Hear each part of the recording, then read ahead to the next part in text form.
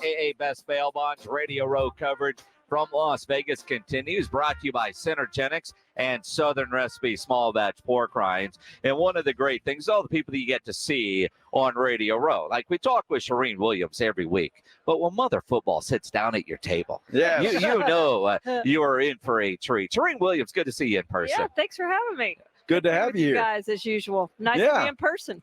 It is. Exactly. Now, I want so many things to talk with you about, especially with the Cowboys and a defense coordinator, but I want to talk about last night. And we were saying this earlier. I've been to a lot of opening nights. It's been a long time since they've done it at the actual game stadium. But last night was just kind of a bleep show. What were your thoughts of last night? I did not even make it through all of the first one because you couldn't hear. You couldn't find. I was looking for Kadarius Toney, as you guys know, because I ran into you and could never find Kadarius Toney. So I came back to the hotel. I'm staying here at the Mandalay Bay. So walked back and got here. And I'll be doggone. I walk in and he's on NFL Network. So that was my quote-unquote interview with Kadarius Toney was on NFL Network. So, yeah. You didn't make it up to the 300 level for the food? I did go up there. I did not eat, but I did go up there and work after the commissioner's press conference. I did that and then went up there and rode a little bit. But, yeah, every year I say I'm not going. I think that was my 29th opening. I said last year I wasn't going to go this year, and I ended up staying after the commissioner's press conference. I'm not going next year. I'm going to say that right now. I'm not going next year. We'll see you next year. Yeah. We were talking about that after the deal, too. I've got to ask you before we get into the Cowboys and their defensive coordinator stuff. The commissioner yesterday addressing it, I mean, he's got this emphasis on gambling. Yeah. Obviously, we're here in Las Vegas. We read a report today that there's been 20-something either personnel or players. Yeah. So why is the commissioner harping on that so much?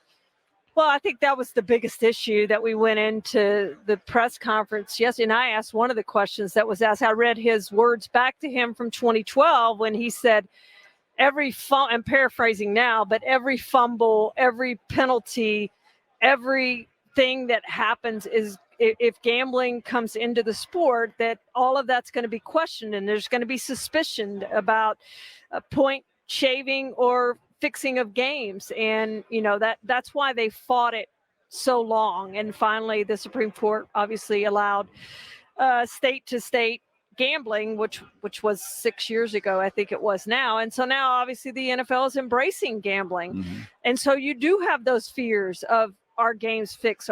Is there going to be point shaving? And now you've had 13 players suspended for gambling violations. So I just think it's a big deal. I think it's the biggest deal probably that the NFL faces right now. That and concussions are the two big issues that this league has. And this league doesn't have many issues. Obviously, they keep raking in money, but I think ones that they're going to have to deal with.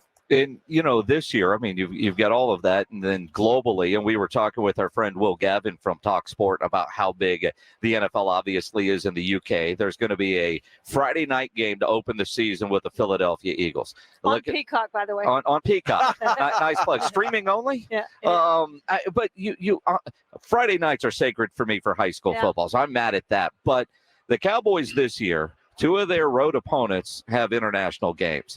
Do you think Dallas will end up being the visiting team on one of those trips? Well, okay. First, it's the only Friday that they can do a game at that point in the season, and Labor Day has to fall just right for them to be able to do a Friday game on that Friday. So this isn't going to be like a every year deal, okay. But it is a one. The thing they're going to do this year, but they can't do the Black Friday because that's deep enough into the season that they don't have all those restrictions that are put in place. So this isn't going to turn into something that's every single year, at least not for right now.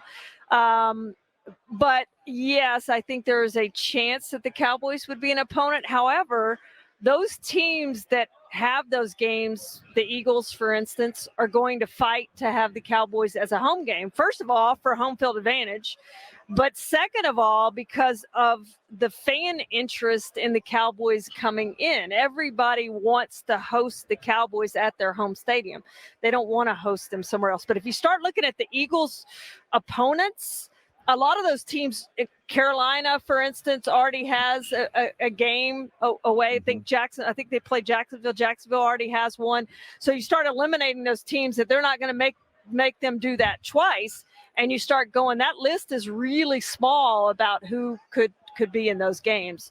But yeah, I think there's a chance that the Cowboys will be in one of those games. Charean, I've got to ask you, we're talking about this subject. The Eagles are going to lose a home game. Yeah. Does the NFL compensate them for that? Well, I mean, the lure for every team is supposed to have to do it. And the lure is, hey, if you do it, that's what you exchange for the right to host a Super Bowl. Jerry Jones has been adamant, including recently adamant, that the Cowboys are not giving up a home game. Now, it may be the NFL stepping in to say, yes, you are. This is how it's going to be, but that's what it's going to take, because Jerry's not going to voluntarily do it. He said even if it would include a Super Bowl, he's not going to do it. You think about it, the Cowboys are going to make more from a regular season home game than they would make from a Super Bowl. Yeah. With the money being split. So he doesn't want to give up that home game and all that money. At some point, the NFL is probably going to step in and say, hey, you're the only team in the NFL that hadn't given up a home game. You're going to give up a home game. Sorry. That's why they went to this format of 17 games, so that you have you're still going to be guaranteed the 8 home games in the regular season, and you're giving up that 9th home game. But he doesn't want to do it. I get why he doesn't want to do it, and it's going to take the NFL stepping in to make them do it if they're ever going to have to do that. Now, I know Jerry doesn't want a horse trade for a Super Bowl, but Correct. He did say at the FIFA press conference the other day that he wants another Super Bowl in North Texas. Oh, there's no question. Absolutely, 100%. And Joe, you were asking, what do the Eagles get out of it? I mean, they're not going to get a Super Bowl. So right. It's just they're giving up a home game to go play in Brazil. Yeah. So they're not one of those. But for the Cowboys to get another Super Bowl, I think they're going to have to give up, to your point, going to have to give up a home game to get that. I find it interesting, and especially because usually Jerry gets what Jerry wants for the most part, right, when it comes to the NFL. This whole defensive coordinator thing, we're hearing today for the first time that I have was an internal candidate was interviewed. But most of the time it's Mike Zimmer, Ron Rivera. Why those two guys? Well, I think they're available and willing. And they were both, really good defensive coordinators. I mean, forget the head coach part, but when they've been the defensive coordinator and the head coach, and Rivera has done that longer than Zimmer has, but Zimmer has 10 top 10 finishes in yards, 10 top 10 finishes in points. Rivera has 10 top finishes in yards and 7, I think it is, top finishes in points. So they've been very good defensive coordinators, which is why they got chances as head coaches in the NFL. Zimmer, to me, makes the most sense because he's been with the Cowboys. He knows the Cowboys. They know him. They're very comfortable with him. I don't know how much Mike McCarthy knows him and how comfortable he is with him, but I know Jerry and Steven are very, very comfortable with Mike. They're a lame duck head coach, which is what Mike McCarthy is, regardless of how the last 3 seasons have gone in the regular season, with 36 wins over that span. It's going to be hard to hire a really good defensive coordinator if they have other opportunities, because they're going to want to go somewhere where they can know they're going to stay for more than a year, that they're not going to have to take. Now, the fortunate thing about the Cowboys job, which is why I thought Mike Vrabel and maybe Brandon Staley and maybe some others would be interested, is if they have 8 games in, 10 games in, they're struggling, that guy may be the interim head coach and have an opportunity to become the full-time head coach. Now, I don't think, having said all that, I don't think they're going to struggle next year in the regular season. But if they do, that gives you an opportunity. Or at the end of the season, if they decide to move on from Mike McCarthy, I think that defense coordinator would at least get an interview for the head coaching job. So that, to me, is what makes it more attractive than, hey, let's go work for the Cowboys. It may only be a 1-year deal, but you may have an opportunity to interview for the head coaching job. Charean Williams from Pro Football Talk joining us here live on Radio Row in Las Vegas. The fact that it's Tuesday of Super Bowl week, the Cowboys don't have a defensive coordinator, I find baffling to a degree. Of they knew Dan Quinn was interviewing. They knew he was likely to leave. Some people thought after the Green Bay game, maybe if he doesn't get one of those head coaching jobs, we need to change anyway. And they don't seem to have had a plan in place. Am I reading that room wrong on that? Or it's like all of a sudden you're hearing these guys, Joe Witt Jr., we're going to interview him at 9 o'clock on Monday. He takes the job Sunday night. If you thought he could be the guy, as soon as Dan Quinn was going for that second interview, hey, if this happens, this is yours, right? I mean, I just like they didn't have a plan. Well, they could not have done that because they have to comply with the Rooney Rule, which you have to have a minority candidate from externally interview for the job, which now is Ron Rivera. So they are now free to hire a defensive coordinator. So they couldn't have just handed it, even though he is a minority candidate, it has to be external and it has to be in person. So they would have had to have flown in. Now they could have made the under the table agreement. Hey, we want you as our defensive coordinator.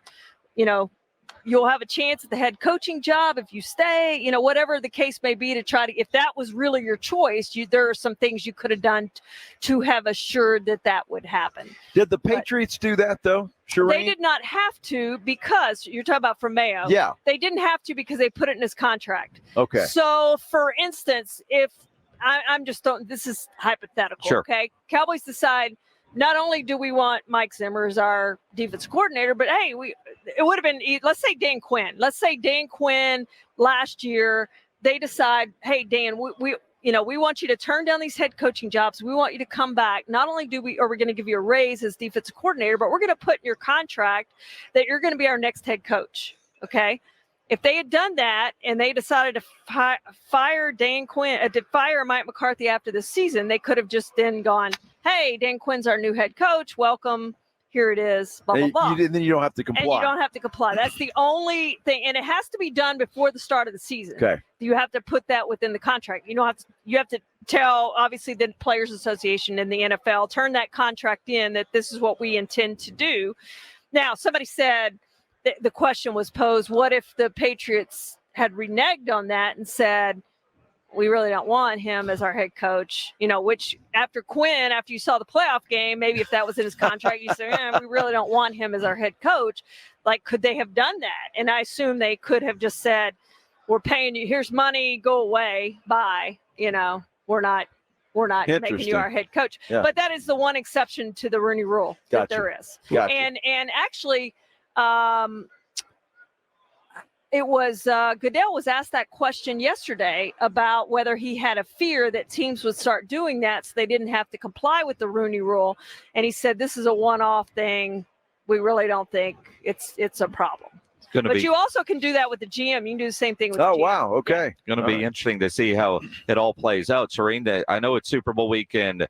The NFL generally doesn't like big hires during Super Bowl week to take away from the game. Will Jerry comply with that rule? No. I think they have. I think in the next couple of days they have a defensive coordinator. I think it's going to be Mike Zimmer. Like, this is not inside information. I'm telling you that. My gut tells me that it's going to be Mike Zimmer. Just the familiarity that they have with him, But I think either one of those, really any of the three hires, I think is good for the Cowboys. Who's the third guy that? Do you know? Well, the internal candidate is Durd. Okay. Durd. Okay. Gotcha. Yeah. I think he would be fine, but I don't think it's going to be him. I think it's going to be either Ron Rivera or Mike Zimmer. My gut tells me it's Mike Zimmer. Just, he's been there before. He knows the Cowboys. They know him. Again, how much is it Mike McCarthy's hire and how much of it is Jerry Jones' hire? 99-1. Jerry. And if it's Jerry Jones' hire, it's going to be Mike Zimmer because they have that great relationship. I mean, it's not even going to be a question. If it's Mike McCarthy's hire and he has a bigger say, then maybe there's a chance that it's Ron Rivera instead of. Interesting stuff. And neither Rivera or Zimmer seems to be exciting the fan base. Yeah, it's kind of interesting because I think they're both really good defensive. You have to get rid of there are coaches out there who are really good coordinators who just didn't work out as head coaches. Wade Phillips was one. Mm-hmm. Wade Phillips was a great defensive coordinator. He was a Hall of Fame defensive coordinator in his time. And you think about what he did with the Cowboys with that defense. Fantastic. He was good. Not a good head coach. And there are just guys like that who are good coordinators and just aren't good head coaches. And you see them all around the NFL right now.